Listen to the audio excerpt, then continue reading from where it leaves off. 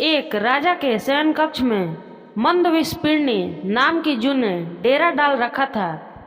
रात को जब राजा सोने जाता तो वह चुपके से बाहर निकलती और राजा का खून चूसकर फिर अपने स्थान पर जा छिपती।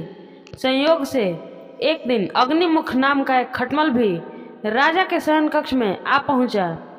जू ने जब उसे देखा तो वहां से चले जाने को कहा।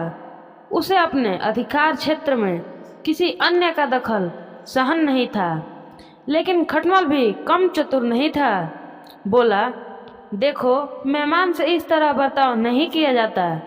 आज रात मैं तुम्हारा मेहमान हूँ। जू अंततः खटमल की चिकनी चुपड़ी बातों में आ गई और उसे शरण देते हुए बोली, ठीक है, तुम यहाँ रात भर रुक सकते हो, लेकिन राजा को काटोगे तो नहीं उसका खून चूसने के लिए। खटमल बोला, लेकिन मैं तुम्हारा मेहमान हूँ, मुझे कुछ तो दोगी खाने के लिए, और राजा के खून से बढ़िया भोजन और क्या हो सकता है।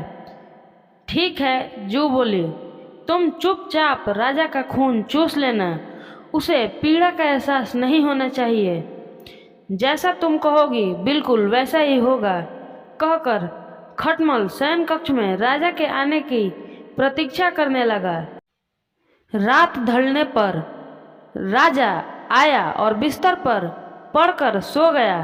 खटमल सब कुछ भूलकर राजा को काटने दौड़ा और खून चूसने लगा।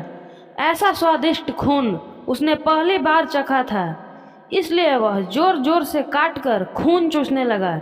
इससे राजा के शरीर में तेज खुजली होने लगी और उसकी नींद उचट गई। उसने क्रोध से भरकर अपने सेवकों से काटने वाले जीव को ढूंढकर मारने को कहा।